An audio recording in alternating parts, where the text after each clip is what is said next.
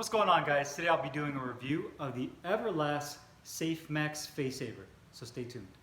Uber up the styles like miles and shit, like 60s funky worms with waves and perms, just sending junkie. Alright guys, so let's do this close-up weigh-in and review of this Everlast Safemax Facesaver headgear. This is the C3 foam Facesaver, full genuine leather.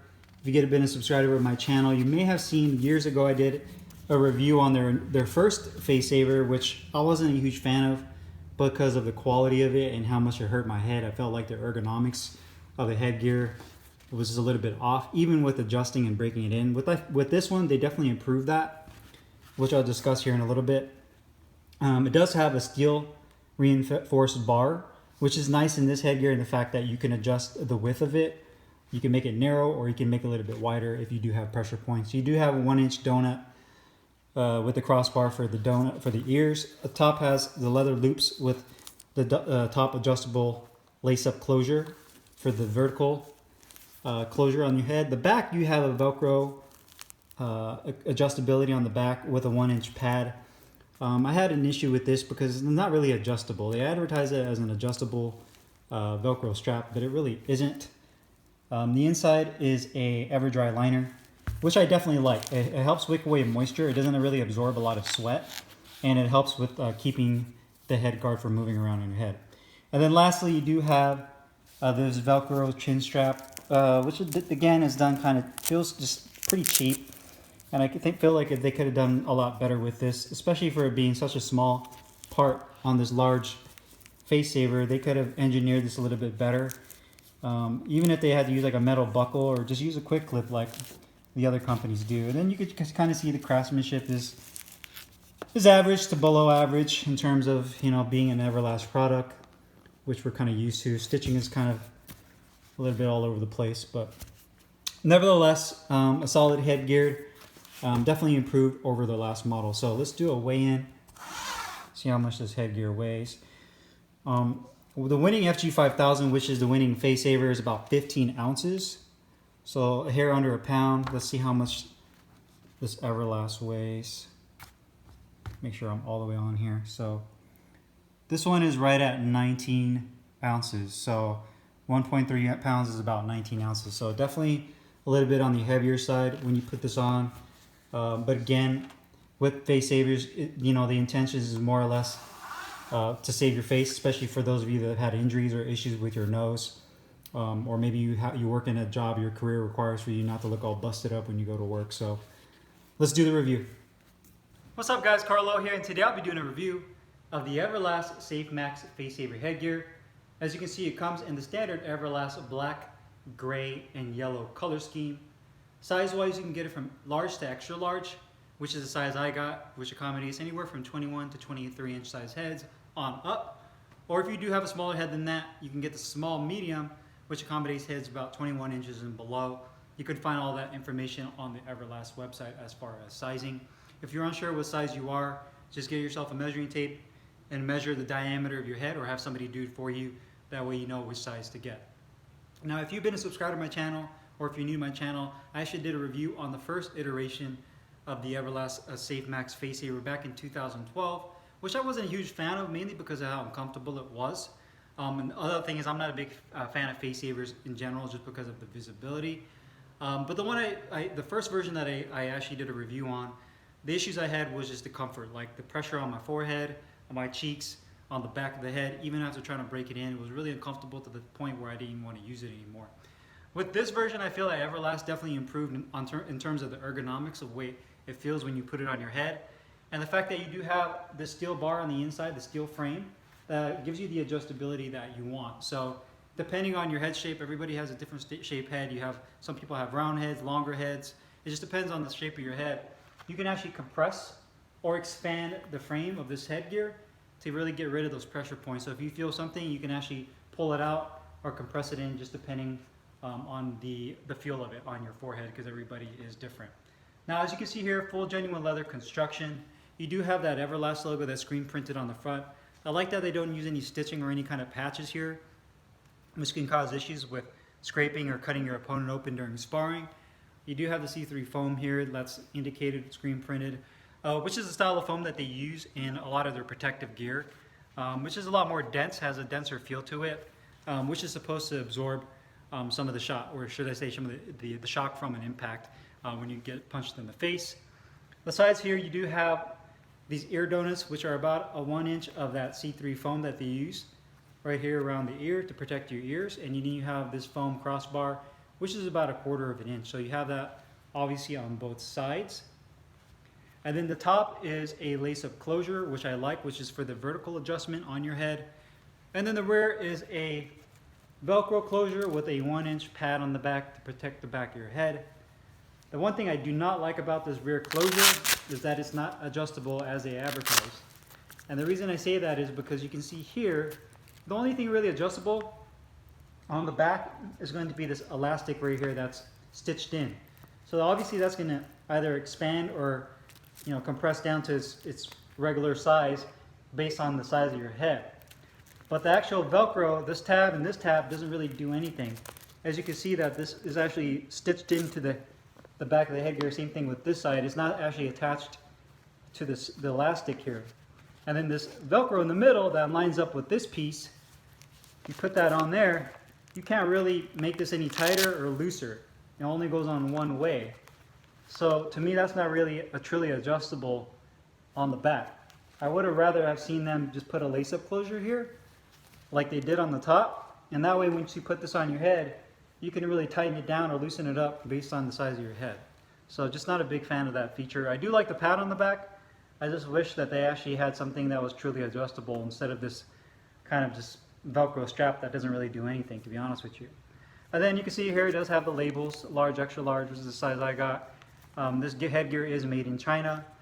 The actual craftsmanship on this headgear is not the greatest. The leather itself is about the same quality as their Protex leather line. So if you ever had a pair of their Protex 3 or their Protex 2 or their Protex Evergels, and I'm not talking about the Protex stuff you get at the sporting goods stores like Big Five or Dick's Sporting Goods. I'm talking about their higher end Protex line. That's the same kind of leather. It has kind of a textured grainy feel to it. It kind of reminds me of a football in terms of the actual texture. But the craftsmanship is not the greatest. You can see there's a lot of stitching that's coming out already. The cut of the leather looks like it's done pretty quickly. It's not like a winning headgear or some of the other Mexican style where you could tell they really took time with it. The stitching is okay over around the crown of the headgear, the piping. It's really around the ears and in the inside liner and the chin strap where you see a lot of just kind of it rush through. The inside right there, some of the stitching is done kind of sloppy. You can see some of the pieces are coming out right there as well. Some of the stitching coming out on the chin area. So just the stitching is done a little sloppy on certain areas. One other thing I noticed too, and hopefully this comes through in the video, you can actually see some of the yellow of the liner. I don't know if that's liner or the stitching that's kind of coming through on the earpiece right there. So again, construction can definitely be a lot better. Then of course there's that top lace-up closure, and then you have these right here. These are going to be the 7 leather loops that hold everything in place. The inside is a EverDry moisture wicking liner, which I actually am a fan of. I like the fact that they use this. It's a little bit better at dissipating the actual moisture off your face when you're sweating compared to like those suede cotton style liners that you feel on some other headgears. So I like this EverDry material for the fact that it actually dries up a lot quicker than another material. Then you have the chin strap right here. Leather's chin strap, which is Velcro. It doesn't use a metal belt buckle or a quick clip. That has this overstrap right here, which I'll show you how that works, that mechanism. And on this side, you do have this padded tab right here, which is used to kind of pull everything together. So I'm gonna go ahead and put this headgear on to show you guys what it looks like. And sliding this onto my head, I already adjusted the top closure. And then the back closure, again, one thing I wish is that you had adjustability on this back. If it was like a lace up, then you would be able to tighten it tighter, and then the back part of the headgear would pull in more and you would have a little bit more form fitting. But because of that, I feel that it doesn't pull as tight as I'd like it to. I mean, it's good fitting. I feel like if you wanted it to be snugger, then you can't really do that because of that Velcro on the back. Now the first thing is going to be the actual visibility. That's the biggest question that everybody always has. when they buy a face saver is how's the visibility. And I feel that, you know, looking left to right, I have good horizontal visibility. I can see to my right, I can see to my left. I can actually look up pretty good. It's just looking down that is the area of visibility that really goes downhill when you buy a face saver. Obviously, because there's this bar right here. So you kind of have a trade-off with protection and visibility. The biggest thing is uppercuts with this. As seeing an uppercut come, regardless if you're where your head is positioned, this bar prevents that peripheral from looking down. So you do have to be mindful of that.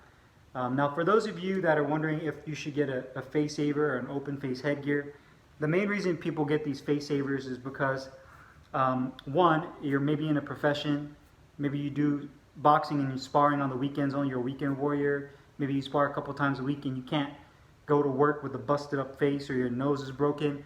So the face saver is the way to go because it's kind of a no contact style headgear. You don't really get any punches coming in and actually punching you in the nose. Also, the other thing is this opening right here, you know, is about 2 inches, so you're not going to get a hand. I mean, unless you're, you know, fighting a 5-year-old, you're not going to be able to get a hand that's going to come in here and actually land any punches, especially with the glove on. You're not going to be able to get a glove through this opening right here, so you don't have to worry about, you know, your face really getting any contact on it. But again, the trade-off is going to be visibility, especially against uppercuts that come upwards. So showing you guys this chin strap right here, you do have that leather loop that goes through. And from here, you can see on this side, it just has that Velcro opening that allows you to go over and then lower down and close that off. The position of the chin strap is actually in a good spot. I don't feel like it's too far back where I feel like I'm getting choked out by it or it's resting against my throat. It's kind of right underneath my chin right here. You do have these padded EverDry tabs that keeps everything nice and comfortable. You don't feel any of the Velcro scraping against your chin. So I definitely like that. Visibility is pretty good other than looking down. And then side view wise, I have about, I would say, about a 2-finger gap in between the front of my nose and the inside of this bar.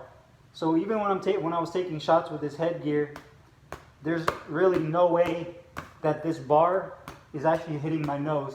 And the way this headgear typically sits, it actually angles up a little bit. So whenever you have a face saver headgear, it shouldn't be directly over your nose. It should be kind of in that area between your upper lip and your nose, like where your mustache is at. If you have, you know, whatever, right here in between that spot, that's typically where this bar will sit. And it kind of has a little bit of an angle to it. So when you take a shot, it kind of pushes down on the headgear a little bit when you're taking a shot or when you're taking a punch in. And what happens is when you take a shot, the actual bar goes down and in, and then your nose is right up here. So the actual bar shouldn't jam directly into your nose at any point in time if you're wearing the correct size headgear and if it's put on correctly. So right here you can see when I'm taking a shot right here, it's not actually hitting my nose regardless of how it is. One thing you do have to remember also, if you do get a lot of shots with this, you might have to actually adjust the headgear because it is steel. So over a period of time of taking shots, it might bend a little bit or flatten out. So do keep that in mind. But I think it does a fantastic job of actually protecting your nose and not getting any facial damage if you're looking for that. You can see that the actual sizing is perfect. My ear fits in this donut nicely. It's not uncomfortable at all. My one complaint I had with the other headgear, the older version of this Safemax, is that I had a lot of pressure, especially under my ears right here, where this actual donut rested against my neck. And I feel that this is a lot more comfortable. So I definitely like that, the fact that it's comfortable around the ears. I don't feel any pressure there. I don't feel any pressure against my cheeks. They opened up this cheek area a little bit to give you a little bit more comfort as well. Now rotating around on the back, you can actually see it has a nice cutout. So you have good flexibility, rotation of your head because of this cutout right here. The only downside is going to be this actual pad on the back. To me, it's not adjustable, but it does give you good protection because you do have this 1-inch pad right here, so it does rest on the back of your head to give you a little bit of extra cushioning. Or if you were to get, you know, a rapid punch in the back of the head, that you have a little bit of cushioning there and it's not straight onto your skull. But again, I would have been more of a fan of a lace-up closure in the back. And then rotating all around, you can see the profile of the bar. Again, how it sticks out in front of my face. You know, again, about, 2-finger space in between the front of my nose and on the inside right there. So you can kind of see just the overall profile of this headgear. Definitely a lot more comfortable than the original Safemax, and the adjustability I like a lot more. I would say the improvements with this headgear would be the chin strap. I wish they would use maybe a quick clip system. The quality, sharpen up the actual stitching on it. And then the big one is going to be the adjustment on the back of the head. You know, to me, I would rather have them just put at least an option to go with the lace-up version on the back. That way you can actually pull the back of the head closer together to really get it more form-fitting than it already is. I do like the lace-up on the top. They just need to put a lace on the back. The visibility is good, side to side, up, down, not so much, but that goes for any face saver. You're gonna have that bar on there, you just have to deal with it. If you want that protection and you're with the face saver, that's just part of having a face saver. But I definitely like that this is more comfortable and you have more flexibility. And the fact that when you do take a shot with this, it does a really nice job of protecting the front of your face, especially your nose if you're looking for that. If you're wondering whether or not you should go with like a cheek protector, a Japanese style raised cheek protector headgear compared to the face saver, especially for your nose, you're not going to be able to beat the protection of this face saver compared to the cheek protector, because even with the cheek protector headgear, if a person punches you with a lot of force straight onto your face, those cheek protectors are just going to compress against your face and they're going to make contact with your nose. So when in doubt, if you just need something, if you have a broken nose, if you have an injury, maybe you're a pro fighter or a high level amateur and you can't afford to sustain an injury or a broken nose because you have a fight coming up, then the face saver is the way to go. That's the only real way you're going to get that full face protection. So if you guys have any questions, make sure you guys leave them down below in the comments box. I'll make sure to put the link in the description box where you can find this Safemax headgear. I'll see you guys next time. Thanks for watching.